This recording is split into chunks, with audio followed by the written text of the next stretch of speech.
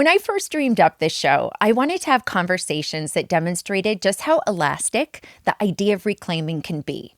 So in every episode, I've asked the same question. What's something that you're working on reclaiming right now? Across our first 48 guests, the answers have taken us everywhere, and the episode you're about to watch includes reclaimings from all of them. Sidebar, one of our guests even reclaimed her misaligned zodiac sign. To kick us off is anchor Savannah Guthrie. The last question that I like to ask everybody is, what's something that you're working on reclaiming? It could be a part of your identity, a thing, a place, whatever. Is there something? I loved that this question was going to be asked because it really made me think, but there is something that I am not currently reclaiming, but I intend to reclaim. And you were going to laugh. Okay. But I used to love to sing. And in my 20s and 30s, I sang a lot and played the guitar. And I'm not saying I was Taylor Swift or Kelly Clarkson, but I had a decent singing voice. And a lot of friends asked me to sing at their weddings, which I did. And I really loved writing music and singing and playing my guitar. And it's something that I lost along the way with working so much and then having kids and being busy. And then also the fact that I am 53 and my voice is so scratchy now, I don't know what to do about it. So if I do start singing again, I'll sound like Stevie Nicks if I'm lucky, you know? And, but I think having kind of the courage to pick up my guitar and try to figure it out and sing a little bit is something I'd very much like to reclaim. I love that. It would only be for me. I'm not going on a coffee house tour, but something that I could do on my couch alone, like I did so many years in my 20s and 30s. That's amazing. I did not play the guitar, but I used to sing too. So maybe we'll find one of those like local choir, you know, they do the group. Or just come over, I'll get the guitar, we'll sit on the porch and we'll just have our own little concert. I love it. I want to reclaim more of my own autonomy and agency in how I want to live my life, and less so the expectations, less so the noise out there. And it's really hard to separate both because what we hear, what we see, it affects us a lot. And I'm as human as everybody else. I have those emotions too, but I want to ensure that I am listening to myself and I'm being true to myself. So this is what I want to reclaim. Yeah. Your compass, your own compass. Yes. Are you in the process of reclaiming anything right now that is, it could be an idea, a thing, a person, it could be anything?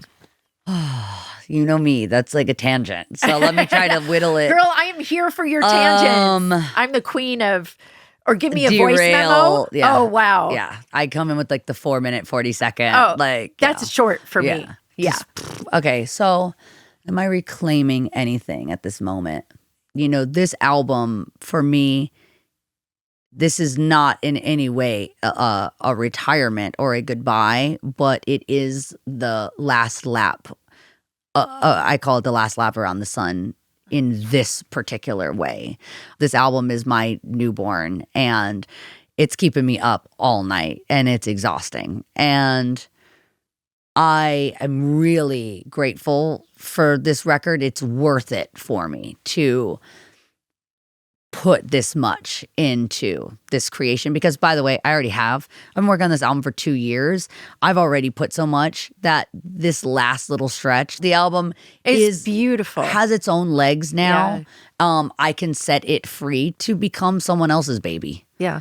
You know, but in this particular way, the amount of commitment that I've put into this particular creative child, I don't know when I'll be ready to put this much pressure on myself about something and one thing in particular again. So I'm kind of reclaiming what music, that dividing what is the music versus this part. Yeah. The talking about it, the promoting it, the fueling it. You know, I just kind of want to make it and release it next time. For the longest time, I wanted to run in the opposite direction from my own painful family history. And that kind of broken home component of my childhood and growing up around, you know, allegations of violent crime and losing people close to me.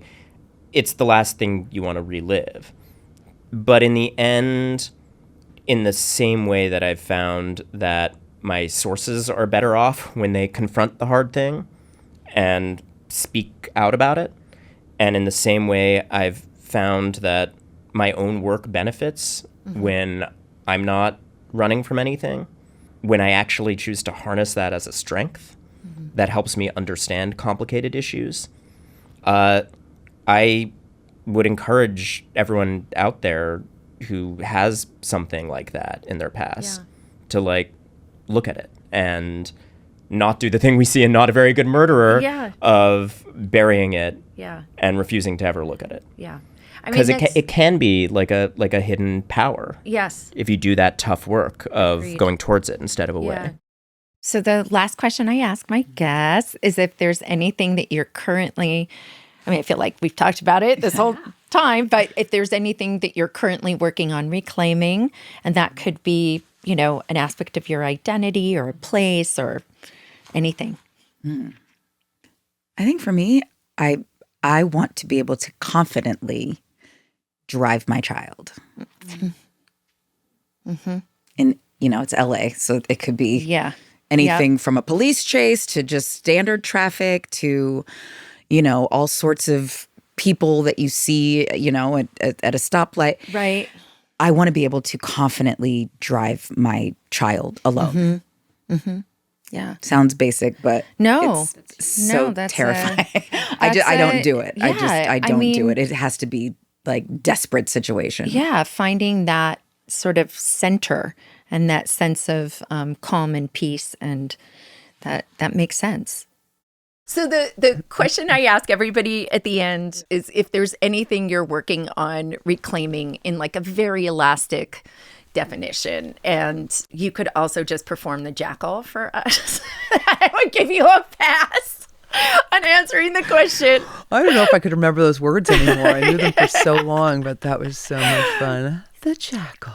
Yeah. Oh my God, reclaiming that performance. I think reclaiming who I am without being with anybody or associated with a job or a part or anything, reclaiming my center and my peace of mind and my who I am away from everything, because sometimes that gets lost in the doing of this and being this and having to be this person and being that person, and sometimes I feel like I very much lost touch with me, and without the distraction of the phone or the TV or all the things. I was just thinking, asking a British person what they're thinking of reclaiming is a very dangerous road to go down. We lost India. I think there's a whole bunch of places that we lost 2/3 of the world's landmass. I think if we're playing the long game, we're looking to reclaim that. India, I think. That you personally, India. No, you know what's going to happen? They're now going to call it John Oliver's India. Get a call from the PM I don't know if Indeed. I don't know if reclaiming. I don't think so. Okay. Fair enough. I think anything that I've lost is better gone. I was going to say dignity, but again, you lose. Yeah. Dignity is, I was just having a conversation with someone about why we don't anchor things in our world around dignity more. Really? It's just, I just think, I wish we did. You know, it just feels so important to me. Yeah. I guess one of the things you learn I remember there was a stand-up in England years ago that said to me something on the way to a gig when I was starting off. He said, once you've bombed 100 times on stage, you'll be fine, because there is nothing an audience can take from you after that. And I got to say, he was kind of right, because I think to lots of people, watching a stand-up bomb is, you get that awful sense of, oh my God, this is a nightmare. Yeah. But there is nothing, there's nothing left. Like, your dignity has been so shredded from doing stand-up that it weirdly kind of slightly inoculates you to the the audience loses their power to hurt you. Does that make sense? Yeah. You know what? I had Sarah Silverman on the show, and she was talking about how she was a bedwetter, like till really late in her, and that the humiliation that came from that inoculated. It was like, oh, stand up. I think it's kind of true. I think that it gives you this weird false bravado because you just can't. I've lost my dignity on stage so many times. That there's either nothing left or there's nothing left to take. Yeah. So I'd say I'd reclaim dignity, but I think I might have lost that above a pub in Moseley years ago on the 99th gig that went horrendously wrong. You know, I had a joke where I said this, but it's so really, really true, which is I love kids, and the only thing I love more than kids is doing anything I want at all times. And I think as a woman, talk about reclaiming, that's important to me. I mean, listen, I'm not like not in the short term, everything I want to do, I do, you know, I mean, but I like being the master of my domain. I like making decisions that support my own joy in this one life on this crazy planet in outer space and this dimension. My time. I'm being very protective of my joy. I think that's my response. You know, I feel like our biggest responsibility needs to be our happiness. What is something that you have lost that you would like to find or reclaim or recreate? And it could be a physical object, a place, or a part of your identity. Oh, it would have to be my dad. That would be it. You know, maybe my kids being really young, I guess, again, my older kids being young, I really am enjoying doing it the second time with the age difference. I think I didn't relish it quite as much as I should have. And relish them as much as, I spent a lot of time with them now. We're very close, so I don't feel like I did a bad job. I just wish I could go back to that. Go back in time and re-experience things. I'd love a time machine. Me too. Wouldn't you? Oh, yeah. Me too. Something that I've really been thinking about a lot lately, because my son went off to college a couple months ago. How you doing? Well, it's hard. It's hard, you know, it's really, it's one of those big moments, you know, and when we were dropping him off, I had a couple really hard moments, and I didn't want him to see it or know it, because I wanted him to focus on this huge moment in front of him, right? Yeah.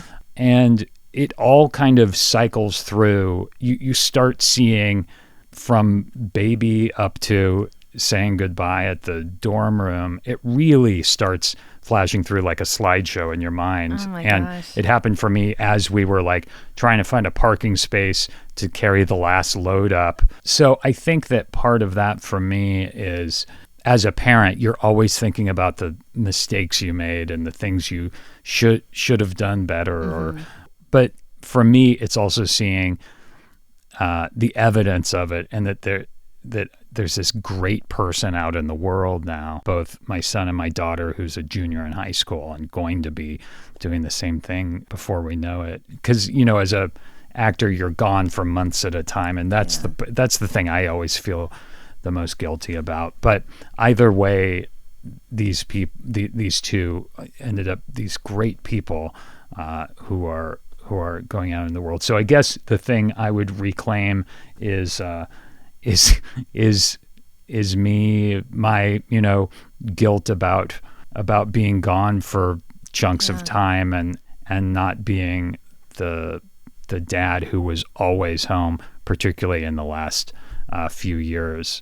Yeah. So I guess that's what it would be. What am I working on reclaiming? I think the most important thing that I've had in my whole life is the ability to lose myself in books and read books, right? And escape through books. I just bought a bunch of big books. Okay. And I want to reclaim reading. I've always read my whole life. My father forced me to read when I was a little girl because he knew I was going to be trouble. So he's like, here, go in the corner and read Tolstoy. When I was 8, I had to read Tolstoy. 8? Yeah. And write and give an oral book report in the kitchen. So it's not that I've lost it. I've just been so busy with everything that I haven't really sunken into a book where I've forgotten where I was. Yeah. And I've read for like 2 hours straight. That hasn't happened in a couple months. So what I am going to reclaim in the next couple weeks is that private time alone at night without the TV with my books. I want my books I'm back. so jealous. Yes. That sounds divine. I need to get back in the habit of getting into bed and reading rather than just turning on nonsense and not caring about what I'm watching. So like to know, like, is there anything that you're working on reclaiming right now? And that could be, you know, something personal or a physical object, anything that you feel in your life. Great question. This is cliche, but I think that sometimes things being so cliche, something being said in the world so long, it kind of doesn't really register. You don't really know how to take it in. It just feels like one of those things that people say. But to truly be present, and I, you know, with my anxiety that I had for so long, you know, realizing that I was never enjoying the day. I was never being present in the day. So every day I was wasting it because I was worried about tomorrow, 2 months, 1 month, a year. And I was regretting things I did the day before and the week before and months and years before would still stay with me. You know, looking at my 2 babies and you know, it's difficult when you have 2, you know, because my 3-year-old has completely different needs than my 4-month-old. And I'm being torn in 2 different directions. When I was younger, I used to say to myself, what would the 80-year-old me say to the 27-year-old me? Or what would the 80-year-old say to the 19-year-old me? And like, it would a lot of times, and it didn't mean that I took this advice, but I would be like, get out of this relationship. Don't be so hard on yourself. I would just be like, this doesn't matter. Your whole life is over. You know, not at 80 or 90, right? Sometimes people get to 100, but I was like, the majority is gone, and you should have just moved on because, you know, you're wasting time. And so now every time I get frustrated, which is actually very seldom because I've gone through cancer and I was so scared I wouldn't make it through for, you know, all the reasons. But so the frustration isn't something there, but being tired is something that I experience a lot just from everything I've been through and the medicine I have to be on. But whenever I feel tired or I'm like, oh, he made this mess, or oh my gosh, like he threw his food and like my new white couch is like decimated. I think about being 80. And if I was granted a time machine to go 40 years back and they said, we're going to give you 40 years as a gift. You can go back and do it again. That's what I think about every time. And I think I would not be on my phone. I'd be sitting here looking at his little face, looking at her little face. I would say, make the mess. I don't care. I will not remember the mess when I'm 80. So I like to ask everybody at the end if there is anything that you are working on reclaiming right now. I want to reclaim that feeling that you have when you're little and before anybody tells you that you can't as an adult. And I feel like I'm aware of the fact that even if you sort of get it, you could also lose it the next day. So that's why, to me, it's a process. It's a process of reclaiming every day. And I find it, you know, every time I write that book, you know, I used to tell myself I couldn't write or I could never publish what I write because I'm an actor and nobody would accept an actor, you know, writing, and how dare I, you know. I didn't think things like that when I first started to write. You know, because nobody had, you know, I didn't care. I don't know. I just, that belief in myself. So it's something that I have to trick myself back into every day. And I think that's a form of reclaiming, of reclamation that just I do every day. So it's that process.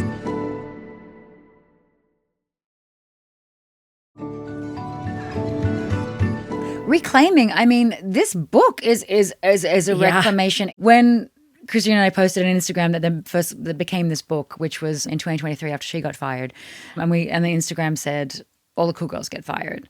And we were just watching these comments come flowing in, and you, my dear girl, made us just about fall over laughing because you said, and actually you can say what you said. Well, I don't remember it exactly. Okay, I'll see if I get it right, but if we do it, I think I have it. It basically was like, if I hadn't been fired from the White House, I wouldn't have ended up at the Pentagon and met Linda Tripp. Yeah, exactly. And we were like, oh. And it was so good. But it just was like, and that your comment and mixed with all of these others that was like, oh, that happened to me too. Oh, they're actually saying it. That's what propelled us. Right. Kind of to this chair. It is lemons to lemonade. It is showing ourselves and people that if you own what happens to you for better or for worse, as you have, my darling, it propels you on a road to a greater sense of fulfillment, ownership, pride, agency, control, success. And so I think that's it, and that we've lived that. Reclaiming the sort of stigma around getting fired. You know, we really believe that, again, because of the sort of world we're in 2025, you know, that you're not alone. You know, we joke that you don't have the exclusive on getting fired anymore. Sorry. The last question I ask everyone is there anything right now that you are currently working on reclaiming? So, and that could be a person, an aspect of your identity, a place, a thing. I think, even if it's, I don't know that it's entirely conscious, but it seems to me the very thing I was saying to you a few minutes ago about walking up my walkway going, why do I have to react the way that I react to X, Y, and Z thing ever? You know, why can't I be different? I think I am working on reclaiming the idea that where I am and what I'm doing is absolutely fine and enough. And the prospect of investigating all that is going to be a lifelong journey, and trying to kind of, you know, reclaim some of my, you know, I think a conversation that I've been having a lot also with Amanda is about like reclaiming our joy. Yeah. You know, because there's so much, year. it's really hard given what's going on in the world. And at the same time also like, you know, we know a lot of people who like, we're at that age now where it's like, so-and-so has cancer. This person's going through this. This person's getting divorced. This person, you know, and all of a sudden it's like, whoa, this person's a friend of mine's brother died. And it's just like, we keep sort of going, wait a minute, slow down. Where can we go where we try to have some fun? Disneyland. Yeah. Like, let's have some fun. Yeah. And whatever fun looks like to us. And, you know, stop, you know, working on releasing a little bit of this have to stuff. Yeah. Or it should look like X, or it should look like Y, or this is what joy looks like, and this is what, you know, it's like sort of trying to. Right. I know it's getting out of the head. Yeah. It's getting out of the head. Yeah. It's, I get it. I find myself more and more sort of saying in therapy of like, yeah, that's not going to get work done. Like, you're 100% right, and it's not high enough on my list. Right, but like, that's sort of like recognizing that where you are in this current moment allows for this thing to happen, but not this thing.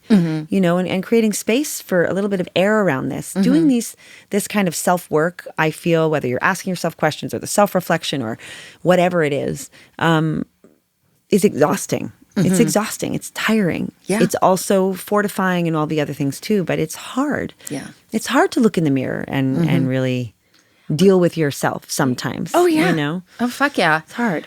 Everything you've talked about has been around reclaiming. But, you know, I ask people at the end if there's anything they're working on reclaiming right now. So I don't know if there's... My physical strength. I still have never gotten back to the physical vitality that I had before Rhea got sick. And the 18 months of that journey, which was now like 8 years ago, took something out of me at the physical level. And then the healing from it, the grieving of it, and the healing from it, the writing of the book, like the whole epic Yeah. of that experience I feel like it cost me a lot of physical strength. And I'm actually going to be taking a sabbatical next year for 6 months. Okay. Which I've never done. No writing, no teaching, no talking, no interviewing. Wow. And I have 2 things that I want to use that time for. And one is to improve my Spanish. And See? and the other is to improve my physical health. So the last question I like to ask people is, what is something that you are working on reclaiming? And it could be anything from, an aspect of your identity or a thing or an issue, anything. Oh my gosh. I'm going to say 2 things. Okay. And I'm working on something for each of these things because that's the way I'm wired. So number 1, I'm working on getting a healthier relationship with my phone. Okay. Because you have, social media and email, obviously, and all these other things. It's like, oh, I need to do work. And then you find yourself not being able to get through a dinner without being distracted, not being able to help your kid with their homework without being distracted. And I know I'm not alone in this. So I want to reclaim my state of mind, my clarity, my freedom from technology. And then the other thing is I want to reclaim, though I don't know how this interview came across, whatever, but I want to reclaim my sense of humor. Oh, I thought you were funny. Oh, well, thank you. But there were all of these times during the media circuit and everything where it became very serious, and so I'm working on a book of comedic reflections. No joke, I know. So April even it's Fool's making was you laugh. Yesterday, so but And it's making you laugh. So it's called Hey Yang, Where's My $1,000? And it will be coming out next year. So I'm working on that. What do I want to reclaim? I feel like I'm on my way to reclaiming this. And I think I went so hard with my career for so long. And I took 6 months off when Max and Finn were born. We didn't go anywhere. We didn't leave the house. We were just in lockdown baby mode. I didn't take any work. And then, I got very busy. And what I want to reclaim is, I think, more of a balance. People talk about this all the time. I've thought that I was getting closer to balance or having balance, and I was not. And it's really been interesting because I stopped touring properly, and that is a whole different world for me. Okay. And I was sitting around with Stephanie these past few days saying, gosh, this must be what it's like to just be a person where we sit and have coffee in the morning and take a walk, and I go record your show. So something that I'm asking all my guests is, what is something that you're working on reclaiming right now? I think the ing is very important. I think there will never be an ed of it's done, reclaimed, period. But reclaiming, I think through the kids and through my work with experience camps, I think it's what grief is, what loss is. It's emotional, but it's if we can help them change what it feels like to be a child that's lost someone, and for those of us that can start to change for us as adults what it can be like to lose someone, we're never going to get rid of loss, but if we can add more community and less loneliness around it, that's the goal. And I think it's something that I will always, now that I've found this work, always be working on reclaiming for myself, and also for my dear friends that I've made and my family and the kids, reclaiming how our society sees grief maybe would be my answer. An emotional answer, sorry. But your podcast is emotional. I've listened to it. You go there with people, but we could never not go there. That's just I know, who we are. and it's just, you know what? I feel so strongly. I'm so not interested in small talk. No. I want the real. I want the connection. It's what I'm hoping people get from the conversations is even if they're not sitting here with us, that they feel connected. We round out the show asking people if there's anything that they are working on reclaiming. Yes, I am working on something. Okay. But it's very, very early stages. I don't talk about this a ton, but it is something that's known, is that before I became a filmmaker, I was a musician. Mm-hmm. And it was my deep passion. And I was a good musician. Mm-hmm. What instrument or I was a singer-songwriter Okay. for a while, like an indigo boy, you know. Would travel around in my van and sell Okay. CDs out of the back of my van and live in my van. Did that Okay. in my early 20s, and then I was in an indie rock band. I went to jazz school and studied classical that's interesting. composition. And I worked really, really hard to develop myself to the best of my abilities, and I was really good, but I was not great, and I knew it, and it was killing me. Not dissimilar from the Salieri complex to Mozart. I could see everybody around me, and I could see people who were working less hard than me, who were spilling brilliance onto their little home recorded machines, and it was very, very hard. And I had to reckon with that, and reckon with I didn't really like the music lifestyle, being out touring, like I'm a homebody, and I had to try to figure out, am I gonna start over in a whole new artistic thing? And I decided to. I was always a film editor, and I was always making little bad short films, but I wasn't really a filmmaker. But when I moved over into filmmaking, I realized everything I've learned here in this creative path is actually carrying over quite well. Right. Creative process, Storytelling. all these things. So it was a lateral move.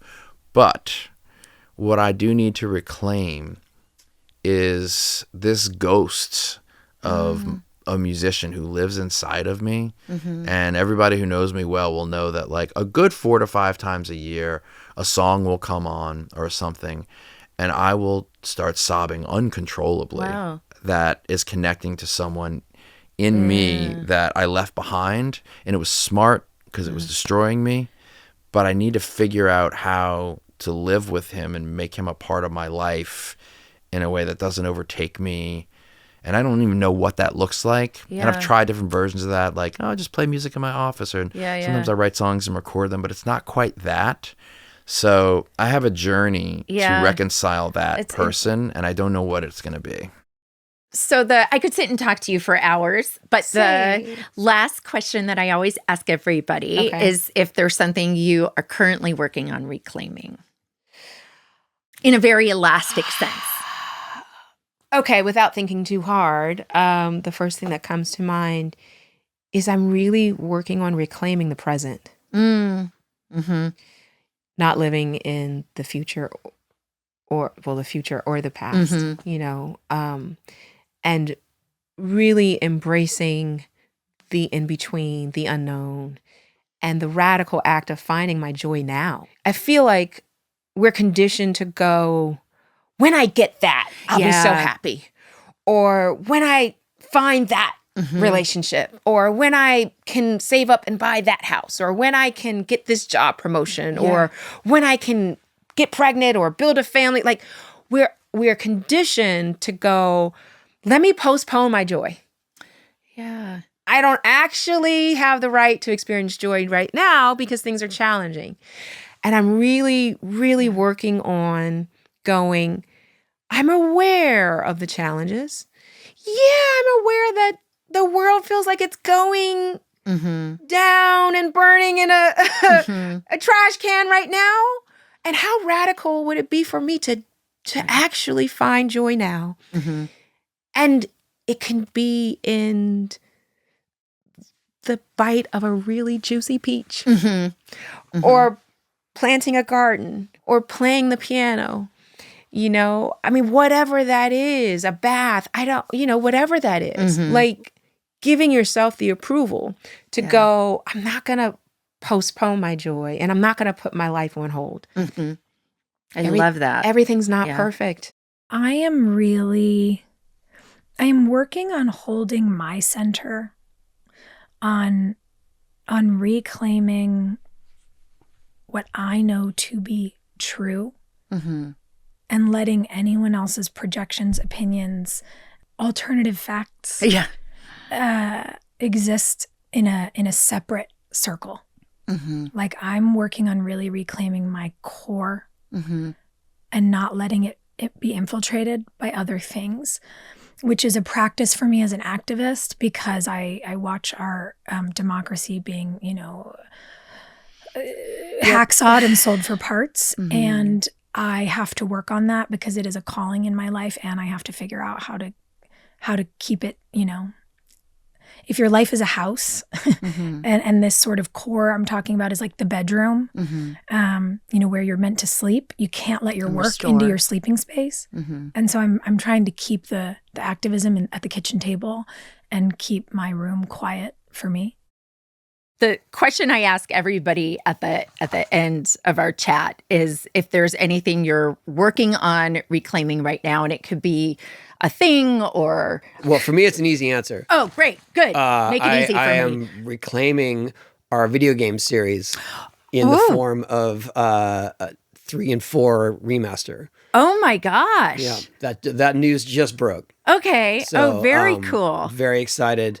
It's got new, a lot of the legendary skaters, legendary parks and maps, but also new ones, new skaters, new tricks, new challenges.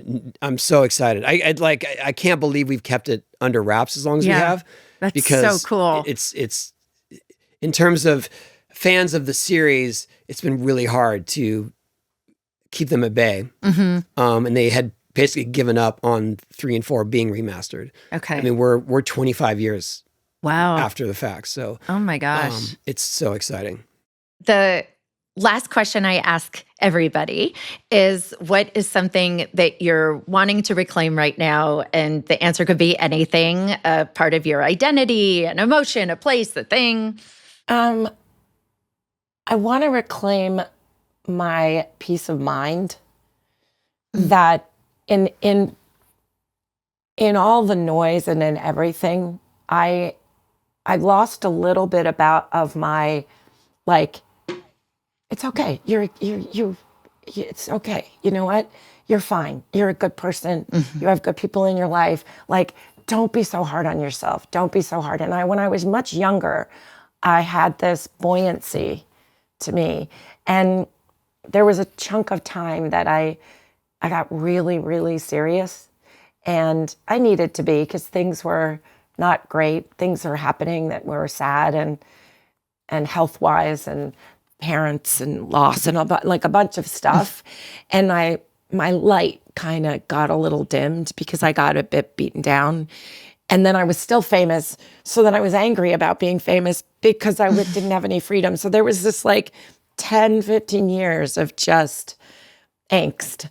And I'm watching myself I'm getting bits of it back, and it feels so good that it's I feel like the Macy's Day Parade balloons when they're being blown up, and they're just going to soar over their life and be like, it's okay. You did well. Just have that peace of mind. Yeah. To float.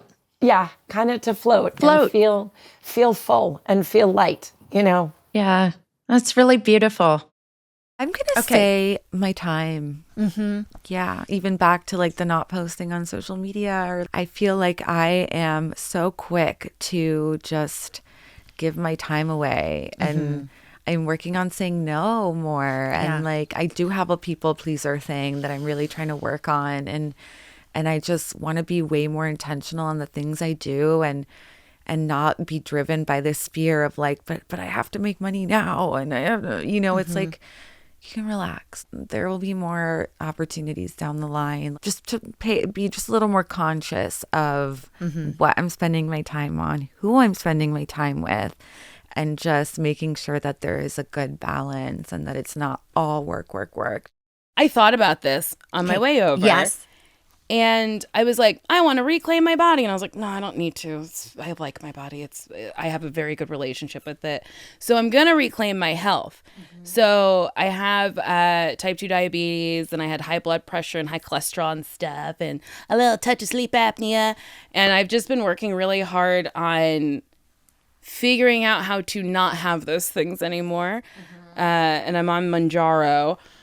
Ugh, it is what it is. Yeah, I've just been trying to reclaim my health, and I have lost like a little bit of weight, and sometimes people will comment on it, and I don't love that because I'm not doing it for aesthetics. I liked how I looked fatter. I thought my face looked real cherub-like and adorable. It's still adorable. Hey, and thank cherub-like. you. Thank you. And that's why I drove here, because I wanted to hear that.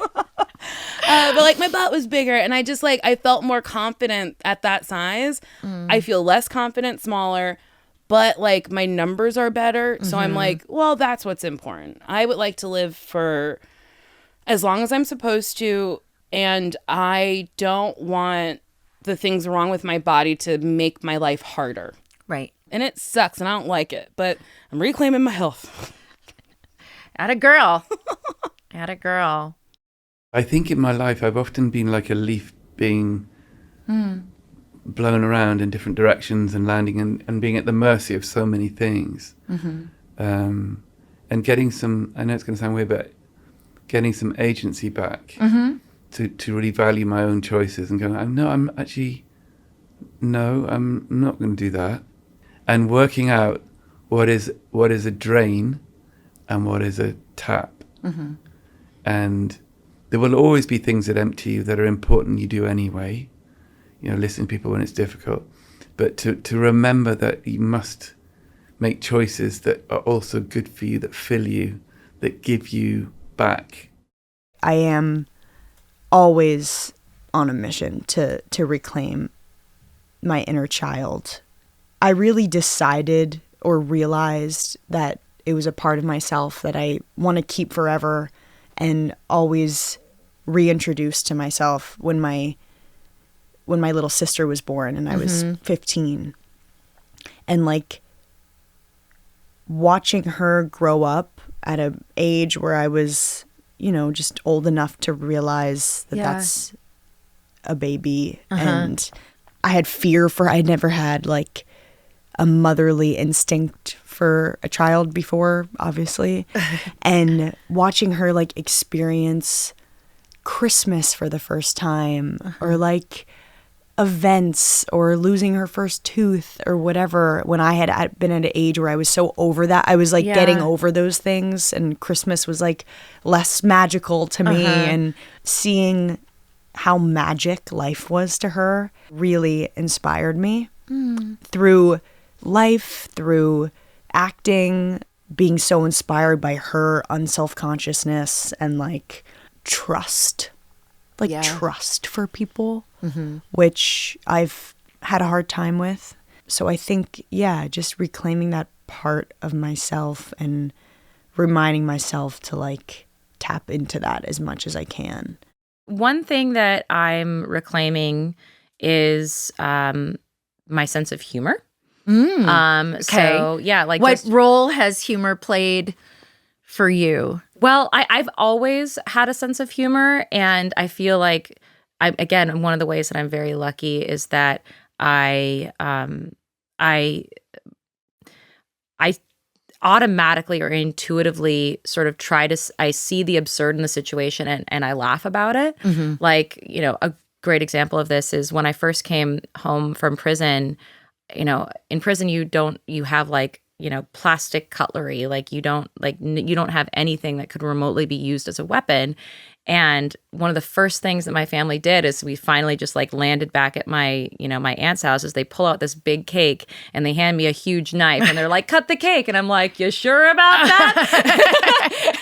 And it's just like, you just gotta laugh at the absurdity of it. Like you have to have a sort of dark sense of humor to like release the valve, because like in that moment I could have reacted in one of two ways. I could have been like, what my body was going was, oh my God, I've not even been around cutlery for 4 years because everyone thought I was a monster. Like that was what was going on in my head. And so I could either just I could walk up to that situation and go, like, and freak out, or I can just laugh about it. Yeah. Like, ha ha ha ha, wasn't that a horrible experience?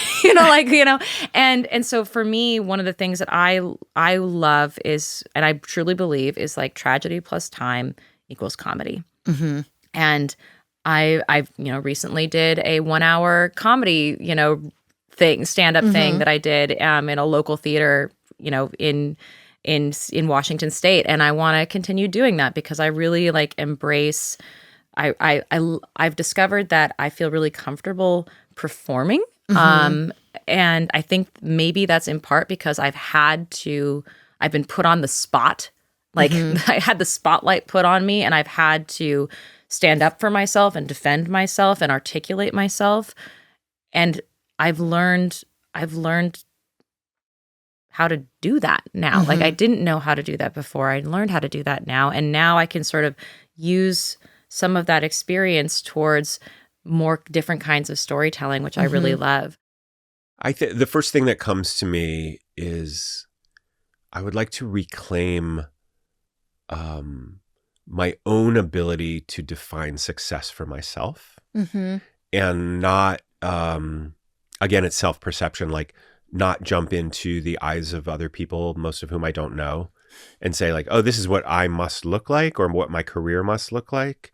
Instead to just, I'm on this like tour right now as a musician. I'm 50, like I'm way too old for this, but the people who come to the shows and buy the vinyl and tell me how much my career has meant to them and the songs mean to them, like if I'm not calling that success, I'm just creating misery for myself. Like I don't have aspirations to play arenas. Like I don't think my stuff would even sit well there. It's a much more intimate thing that I'm engaged in. But I think just really letting success be a little simpler than I defined it. Like I make my living telling stories and those stories affect people. And I think that that needs to be enough. Right. Or I'm going to create misery for myself.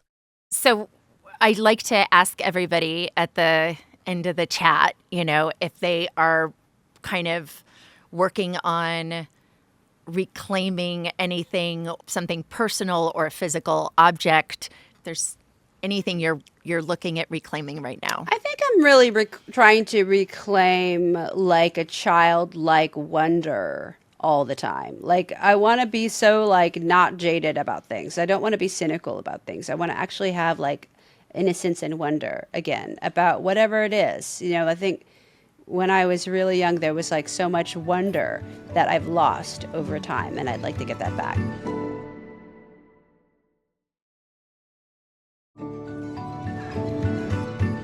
The last question I ask everybody is, what is something that you're working on reclaiming? And right now, and it could be a part of your identity or a place or a thing or... Yes. Well, I've seen your podcast, so I kind of was expecting this question. And the thing that came to mind was really like, I think one of the answers is my coupledom with my husband. Because as much as I always wanted kids and I love having kids and I wouldn't change it for the world, and my husband feels the same way, and we're always parents, but it's like they are launched. They are living in their own homes. And we have, like, you still like each other. So I like to ask everybody at the end of reclaiming if there's anything that you are working on to reclaim right now. And that could be, the answer could be anything. It could be a part of your identity or an emotion, a place, a thing. Okay, this is so weird, but I'm just going to tell you what came up for me when you said that. Okay, so not too long ago, a friend sent me a gift in the form of an astrologist who came to my house. And my whole life, I've been very connected to my Pisces identity.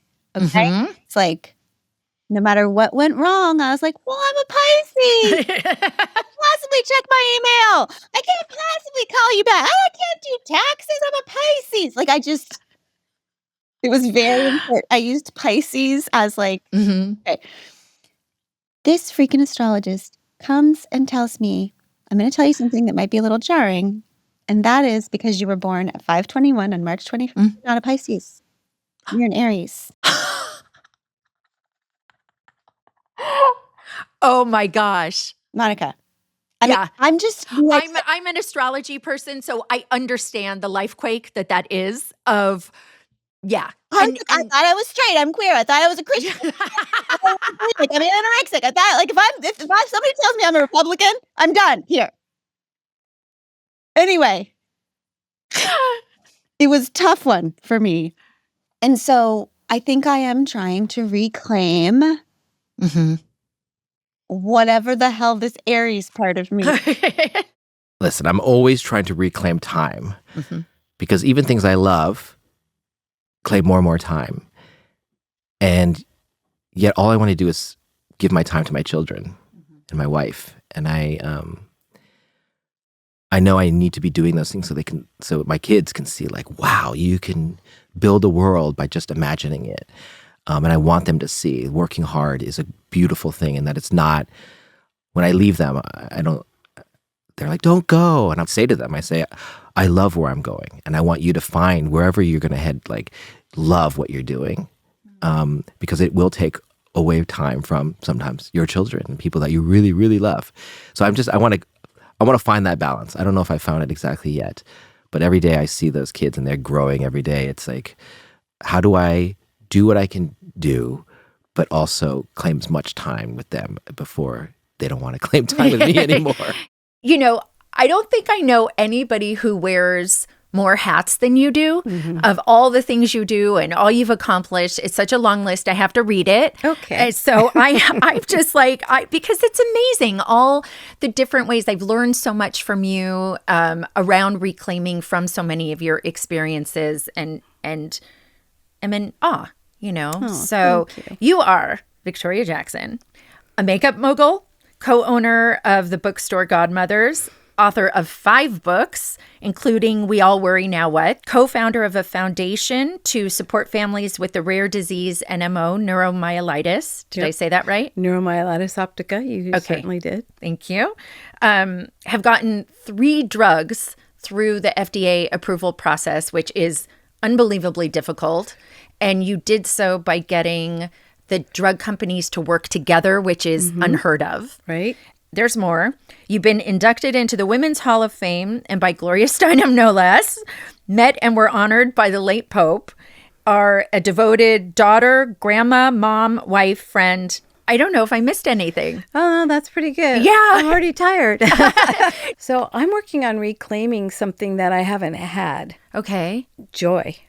Yeah. So I am working to claim that because I haven't had a lot of joy. You know, I've been such a solving problems or working through a lot of things. I really just want to sort of, as I'm turning 70 is a big milestone for me. It's really to sort of let myself have some joy, do some different things, you know, travel where travel's been a very big anxiety for me. That's something I've watched you. Yeah. I've watched you work through. Yep. Every time we fly together. Yep. Getting on a plane. So I'd say really trying to claim some joy for myself. Okay. And, you know, there's wonderful reclaiming in getting back into the cosmetic world right now. I mean, it's to be able to reclaim a moment in time that, you know, was a long time ago, and to be able to bring that back and sort of the full circle kind of magic moment I'm in with all of that is pretty extraordinary. So the process of me reclaiming my voice from a legal perspective was that I wasn't going to sign the same type of contract that I signed before. A big part of me finding my voice was starting Clover Music, which is my record label, which is where I started to release things over the last few years. And whether that's in conjunction with a distribution company or completely on my own, I've done different types of deals with that. And I learned a lot about ownership through not having it, and the different streams of income that an artist can have, you know, from master recording and then publishing and mechanical royalties and licensing deals, and that's just from a record. And then there's all different ways that an artist can make money. But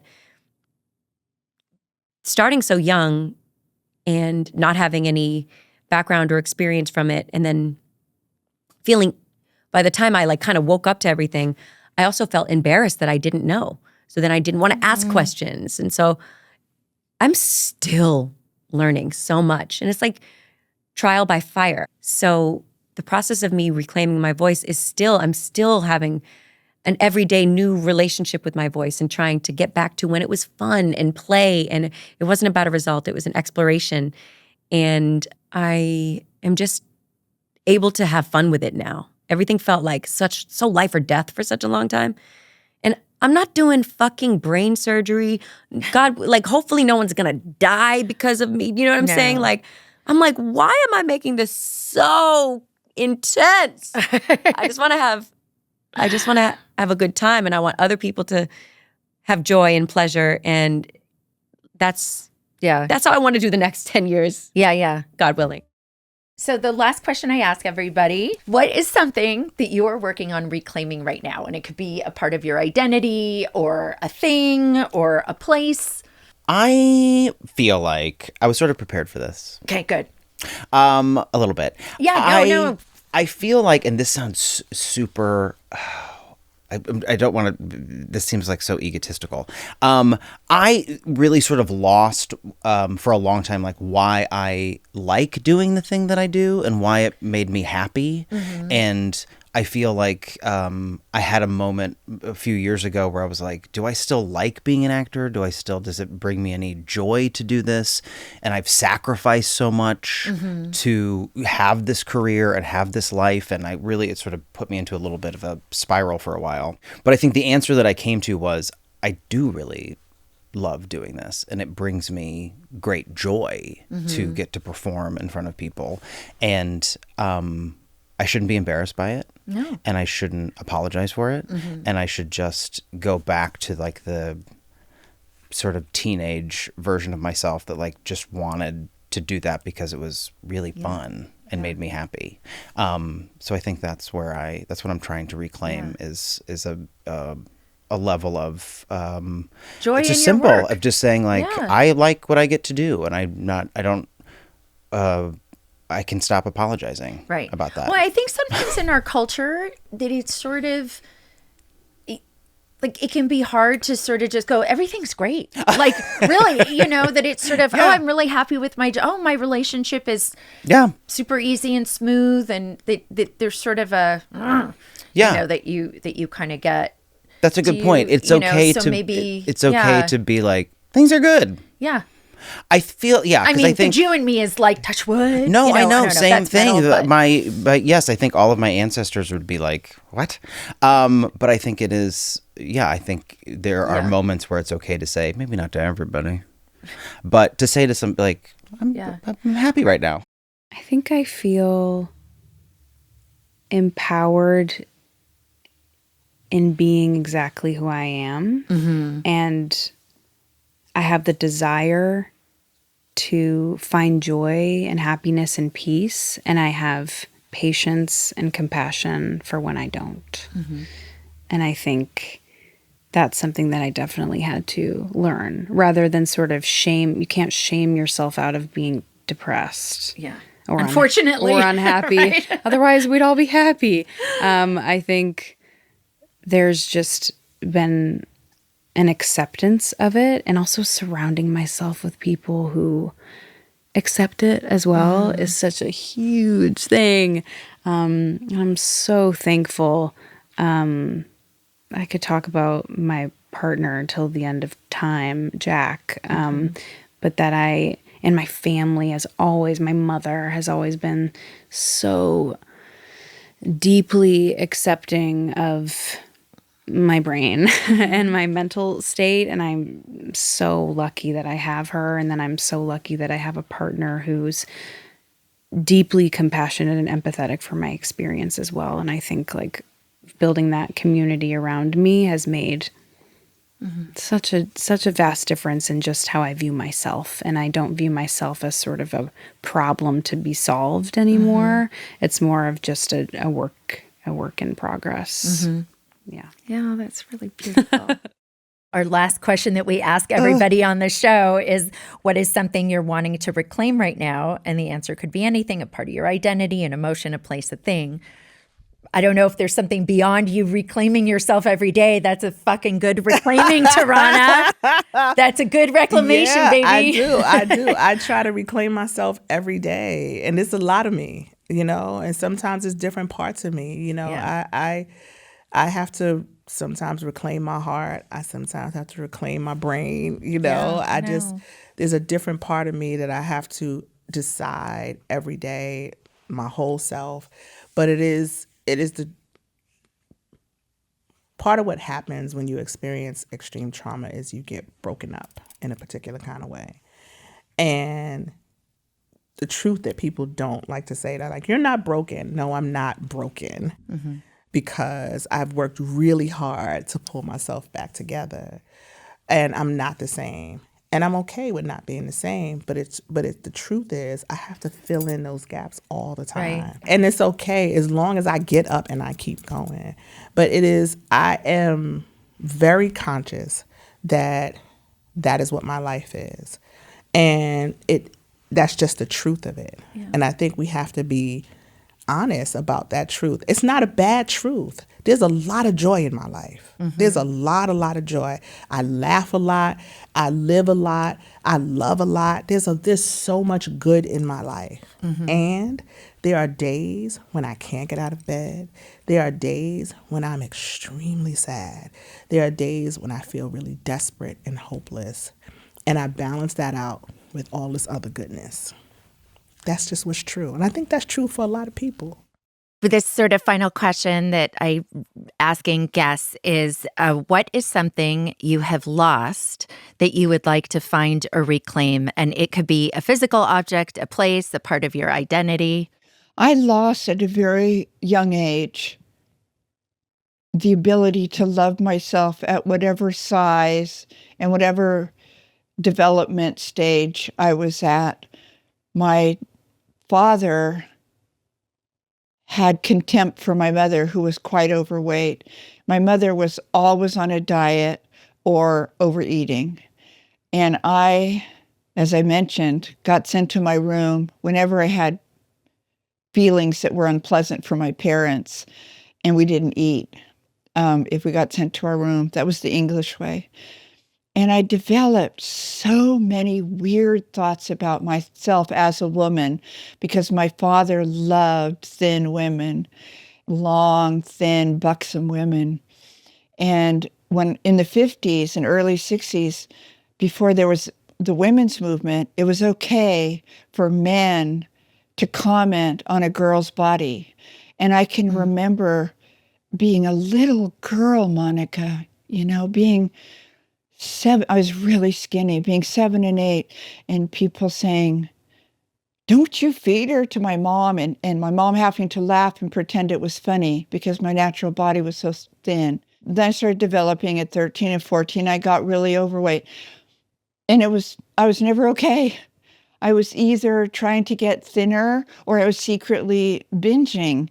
And in recovery, I've been clean as over 38 years. Oh my God. Oof. And I've been Congrats. in recovery. And I got into healing. I was bulimic for years, and I've been anorexic, but not for a few decades. But when I was sober a year, I got into the healing around the bulimia and the hatred of my body and the fear of my body that I might gain, oh my God, 2 pounds, and that if the scale said I was 2 pounds up, it would be like having Marjorie Taylor Greene judge me as my worth as a human being, right? Yeah. And I know all of this. I know it, but I mean, I know it from my own experiences in my own life too. So, and it's a long road back. And so what I am finding one day at a time, doing the recovery work around my body and the scale and dieting and binging, is this radical self-love and acceptance for this one body that God gave me, that I am only putting, well, let's say 95% of the time delicious, healthy food into, and that I am honoring and that I am tending to the way that I would tend to a child, you know, because I always had kind of big thighs relative to my body. And I wrote a piece about having this moment of radical clarity in a swimsuit on a beach with these teenagers looking at my body, and I was about 40, and my thighs were not, you know, quite what I had hoped, let's say, and coming to just like all but raise my fist in victory because I felt okay. Wow. You know? And what I lost was that feeling that I am okay. What you think about my body has nothing to do with what my body and me are about. So that's what I love actively, that I'm being restored to that acceptance. You know what I did this morning after I took my shower? I rubbed this delicious lotion into these thighs of mine, and I thanked my feet for how far they have brought me. I think I'm on a constant reclaiming journey now of not being scared of my own light or how bright it can be. I actually think like we all have, I believe every one of us has callings on our life and destiny that we can fulfill and things that we're here to do. And like Oprah always calls it the fullest, highest expression of who we are. And I don't think I'm there yet. I think I have to embrace my light even more than I do. And I think navigating that and remembering that that no one else should ever tempt us to dim our own light. I don't want to arrive at the end of my life one day, hopefully, God willing, many, many decades. And I don't want to look back and go, oh, I kind of played it safe, or, oh, I lived as part of who I am, but not all of who I am. I feel like I'm still in many ways reclaiming my self-worth, even though like I spend half my life helping other people build their self-worth right now. Like that's what I focus on. And I'm also in that journey of constantly doing that, because I know in my soul I'm fully enough. What are you working on reclaiming personally? Me. Yeah. Me. Now that I'm done with, I'll always be a mother, but they're grown, I'm solidified in my partnership, like, of course, we have our moments, but, we've been together over 30 years. Congratulations. And, and he's totally supportive. Like, he is basically retired and is now backing me up in this business. And I want to live my best life. And I don't want at the end of the road to have the same path that, way more options than my grandmother and my mother did. My grandmother spent the last 10 years of her life in a bed. Yeah, mine too. Incontinent. Alzheimer's. We didn't know what it was Alzheimer's back then. Absolutely dementia. Not my maternal grandma. Completely debilitated and loss of independence. And miserable, and kept telling me I wasn't always like this. Do you remember when I used to play with you? Do you remember? And before she didn't talk in the last 2 or 3 years, but and Mama's pretty much going down the same path. Now it took her mid-80s but I'm like, I want better, and I want better for my girls. I want better for our nieces and all the women coming up behind us, all these perimenopausal women, like they deserve better. Men live shorter lives, so we live longer than men. We ran on what I see the wellness bros and the longevity bros spouting their new gadget and all this stuff. I'm like, that's not going to make my patients, they're not coming in wanting to live to 120. Yeah. They don't want to live without their loved ones. I have no desire to live that long. I don't what I want to do is not lose my independence. I want to be independent until the day I die. So take care of myself, drive, cook, clean, whatever, but that my daughters are not interrupting their lives to come and take care of Mama. So I'm trying to stack as many cards in my favor so that whatever time that period is as short as possible. Wow. So the question I always ask everyone at the end is if there's something that you are currently working on reclaiming, and that could be, an aspect of your identity or a place or an emotion. I'm actually trying to reclaim the softer part of myself, actually. Really, especially with Harvey and being a good partner, actually. I think I spent so long working and didn't flex some of those other muscles. Mm-hmm. Then maybe that's the part I'm most interested in, like really getting great at. So I am in the process of reclaiming my relationship to my own intuition. Oh, yeah, that's good. Yeah, my own self-knowing. Yep. How about you, Elise? I'm reclaiming so many things. I'm reclaiming the belief that I deserve support and unhooking from feeling like this is a quid pro quo universe, asking for what I need and want, and sometimes demanding it from people on whom I can make those demands. But that's part of letting the story about my extreme competence and self-sufficiency go and recognizing that's on me. And in the same way, like I can ask people to do things for me. Okay, so the last question I ask everybody on the podcast is if there's anything that you are currently like working on reclaiming, and that's, you know, in this elastic definition of, you know, for some people it's a hobby or being able to go to a place or personality trait or, you know, anything. So I've had a very lucky stretch of work the past few years with shrinking and a bunch of Broadway stuff, and now this off-Broadway play.